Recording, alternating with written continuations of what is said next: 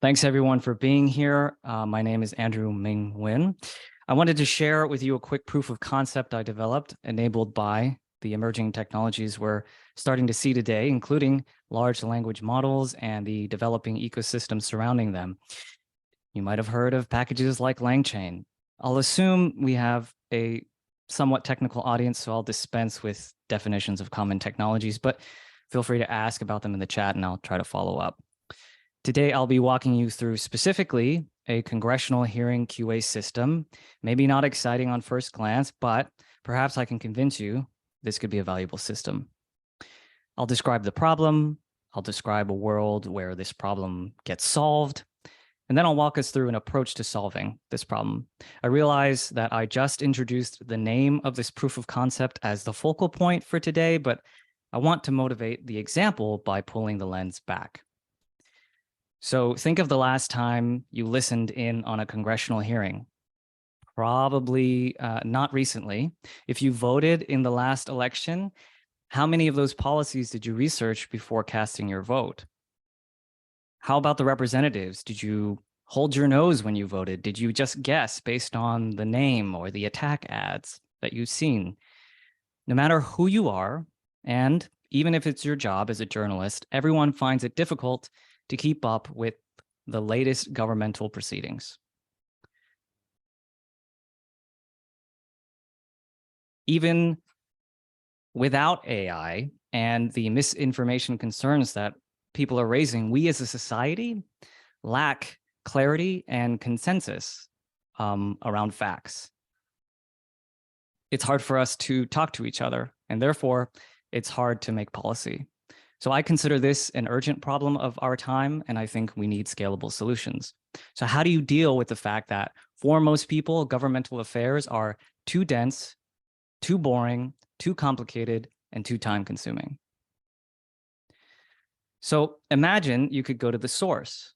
Imagine complex policy matters rendered transparent, accessible, and comprehensible.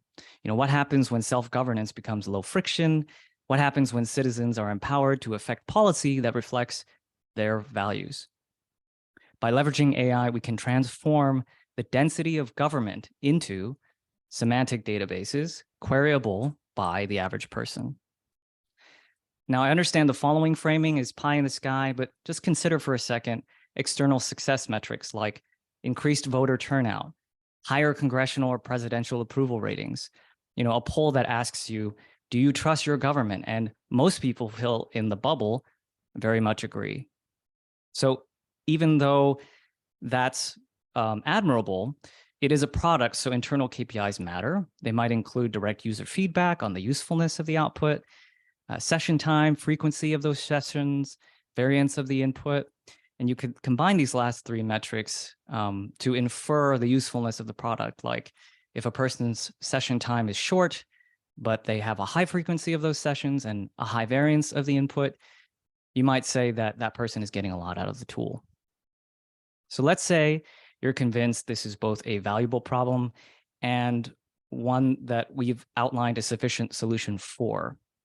So bear with me for a few moments while I simulate the frustration of gathering data for this problem. Let's pretend we're going to go get our data, and we think we should be able to retrieve publicly available government data and slap an LLM on it and call it a day, right? And you might start at a natural place, senate.gov. Oh, the transcripts are generally prepared statements submitted by each witness, so they will not contain the question and answer portion. Okay, fine. And if you do follow the link there and click further, you'll see that the Senate Judiciary Subcommittee really does not provide the QA portion. And then you might go to the bottom and say, many of the officially published hearings are available in full text on GovInfo. Okay, cool. Most congressional hearings are published 2 months to 2 years after they're held. Okay, well, how bad can it be? You check GovInfo. Oh. Well, undeterred, you might say, these recordings are on YouTube, right? Which they are. If you look carefully, the auto-generated transcripts don't have any punctuation marks. So try throwing that into your LLM and see how that works.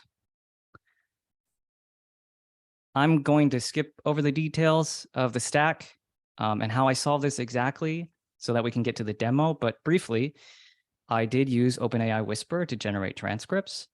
I used OpenAI's chat completion, GPT 3.5 Turbo, for the QA portion, as well as LangChain to pull these two together. Let's now take a look at the demo. All right. So query congressional hearing, got to put in my API key. Now I've put in a stock question here so that it loads immediately for you to see. But, that query hearing, that congressional hearing was what, 3 hours long? Something like that.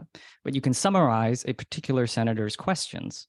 She's asking here about creative rights, song artists, and so on. Right? So you can imagine a journalist, an engaged citizen working with this tool to start to decipher for themselves what's going on with their government and with policy that affects their everyday lives. Again, I'm using the OpenAI API here. I'll just note that this isn't perfect. We all understand how that happens. Sometimes the context might not include the answers we need. And so those are problems to solve as the product is being developed. So some things that I've learned while working on this project, LangChain famously makes it easy, but the problems are still hard. And complex reasoning involves complex chains. You notice the questions I asked were fairly simple, but if we wanted to dig a little bit deeper and have the models do more work for us, that's going to require more engineering. As I demonstrated, QA on an index is probably not enough for most use cases or for most important, valuable use cases. And you also saw that publicly available data does not guarantee success, but this is very exciting. I'm personally excited about it.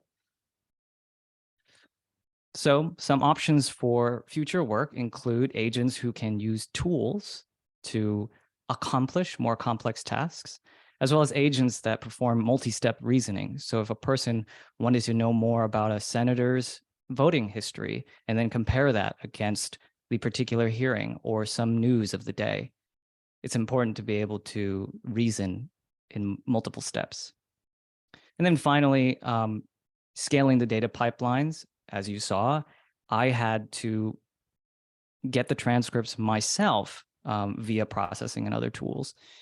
So scaling will become an important aspect of the future work. Metadata, as we might expect, may also support us in those multi-step reasoning as well as tool use applications.